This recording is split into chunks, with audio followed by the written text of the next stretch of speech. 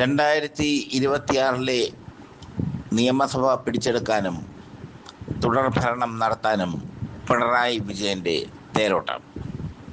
പിണറായി വിജയൻ വമ്പൻ പദ്ധതികളാണ് ആവിഷ്കരിച്ചിരിക്കുന്നത്. ആ വമ്പൻ പദ്ധതികൾ ജനങ്ങൾക്ക് സ്വീകാര്യമാകുന്ന പദ്ധതികളും ആണ്. കഴിഞ്ഞ നിയമസഭാ ഇലക്ഷനിൽ പിണറായി വിജയൻ അധികാരത്തിൽ വന്നത് കോവിഡ് അനുബന്ധമായി പിണറായി വിജയൻ നടത്തിയ വാർത്താ സമ്മേളനങ്ങളും അതിനും മേലെ മെഡിക്കൽ ടീമിൻ്റെ പ്രവർത്തനവും കൊണ്ടാണ്. കെ ശൈലജ ടീച്ചർ എന്ന ആരോഗ്യമന്ത്രി അസാധ്യമാംവിധം മെഡിക്കൽ ടീമുമായി ചേർന്ന് പ്രവർത്തിച്ചപ്പോൾ കോവിഡ് എന്ന മഹാമാരിയെ ഒരു വിധത്തിൽ പ്രതിരോധിക്കാൻ നമുക്ക് കഴിഞ്ഞു. കോവിഡ് മൂലം വലിയ മരണങ്ങളുണ്ടാകാതെ കോവിഡ് രോഗാവസ്ഥയുള്ള ആളെ കൗൺസിലിംഗ് വരെ കൊടുത്ത് തിരിച്ച് ജീവിതത്തിലേക്ക് കൊണ്ടുവരാൻ ശൈലജ ടീച്ചർക്ക് കഴിഞ്ഞു, പിണറായി വിജയന് കഴിഞ്ഞു. ഒരുപാട് അലിഗേഷൻസ് അക്കാലത്ത് പിണറായി വിജയനെതിരെ നിലനിന്നിരുന്നു എന്നതും ശ്രദ്ധേയം. സ്വർണ്ണക്കടത്ത്, ഡോളർ കടത്ത്, ലൈഫ് മിഷൻ അഴിമതി എന്നിങ്ങനെ അഴിമതികളുടെ കൂമ്പാരം തന്നെ വലതുപക്ഷ മാധ്യമങ്ങൾ വെച്ച് പിടിപ്പിച്ചു. അതിനെല്ലാം തരണം ചെയ്ത് മിന്നൽ പിണറായി മാറി. വരുന്ന തെരഞ്ഞെടുപ്പിൽ എന്തൊക്കെ ചെയ്യണമെന്ന് പിണറായി വിജയന് അറിയാം. എങ്ങനെയൊക്കെ ജനങ്ങളെ കയ്യിലെടുക്കണമെന്ന് പിണറായി വിജയന് നന്നായി അറിയാം. പിണറായി വിജയനെയും BS അച്യുതാനന്ദനെയും താരതമ്യപ്പെടുത്തുന്നവരുണ്ട്. BS അച്യുതാനന്ദനെ പോലെയല്ല പിണറായി വിജയൻ മാറുന്ന കാലത്തെ നേതാവാണ്. മാറുന്ന കാലത്തെ കൈപ്പിടിയിൽ ഒതുക്കിയ ചരിത്രമുള്ള നേതാവാണ്.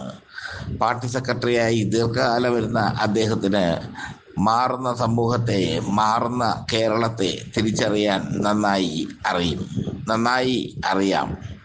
ഇനി പറയാൻ പോകുന്നത് പിണറായി വിജയൻ അടുത്ത തെരഞ്ഞെടുപ്പിൽ പയറ്റുന്ന തന്ത്രങ്ങളാണ്. ഇപ്പോൾ ക്ഷേമ പെൻഷൻ 1600 രൂപയാണ്. ആ ക്ഷേമ പെൻഷൻ 2000 രൂപയാക്കി പിണറായി സർക്കാർ ഉയർത്തും. അതോടുകൂടി പട്ടിണി പാവങ്ങൾക്കിടയിൽ ക്ഷേമ പെൻഷൻ എന്നുള്ളത് വലിയൊരു ആശ്വാസമായി മാറും. അടുത്തത് റേഷൻ കട തോറും കൊടുക്കുന്ന കിറ്റുകളാണ്. കോവിഡ് സമയത്തൊക്കെ കിറ്റുകൾ കൊടുത്തിരുന്നു. പക്ഷേ ആ കിറ്റുകളിൽ നിന്ന് വ്യത്യസ്തമായി കൂടുതൽ വിഭവങ്ങൾ അടങ്ങിയ കിറ്റുകൾ പിണറായി സർക്കാർ വിതരണം ചെയ്യും. അത് പിണറായിയുടെ മറ്റൊരു തന്ത്രം വളരെ പ്രശസ്തമാണ്. കോൺഗ്രസിൽ വളരെ ശ്രദ്ധേയമാണ്. കോൺഗ്രസിൽ നിന്നോ BJPയിൽ നിന്നോ പുറത്തു വരുന്ന നേതാക്കളെ ഹാർദമായി സ്വീകരിക്കും. അവർക്ക് അവരുടേതായ സ്ഥാനം കൊടുക്കും CPM. ഇതൊക്കെയാണ് പിണറായിയുടെ തന്ത്രങ്ങൾ. ക്ഷേമ പെൻഷൻ കൂട്ടാനുള്ള സാമ്പത്തിക ശേഷി ഇപ്പോൾ കേരളത്തിനില്ലെങ്കിലും ക്ഷേമ പെൻഷൻ കൂട്ടിക്കൊണ്ട് തന്നെ പിണറായി വിജയൻ തദ്ദേശ സ്വയംഭരണ തെരഞ്ഞെടുപ്പ് നേരിടും.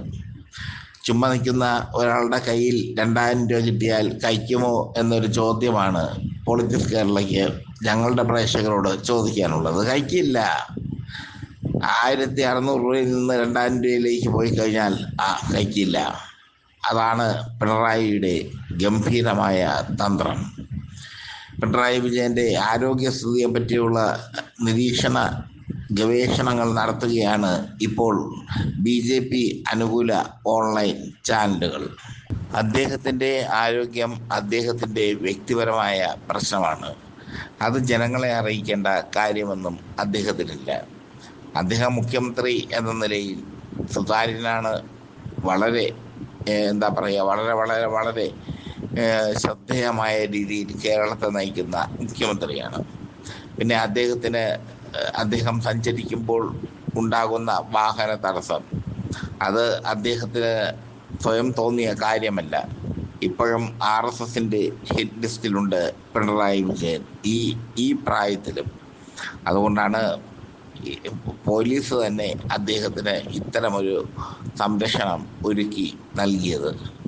എന്തായാലും 2026 ഭരണം പിടിക്കാൻ പിണറായി രണ്ടും കൽപ്പിച്ച് ഇറങ്ങിയിരിക്കുന്നു. ഒന്ന്, ക്ഷേമ പെൻഷൻ കൂട്ടുക. രണ്ട്, വീട്ടമ്മമാർക്ക് പെൻഷൻ നൽകുക. ഇതൊക്കെയാണ് ഈ കൊച്ചു കേരളത്തിൽ പിണറായി വരുത്തുന്ന പരിവർത്തനങ്ങൾ.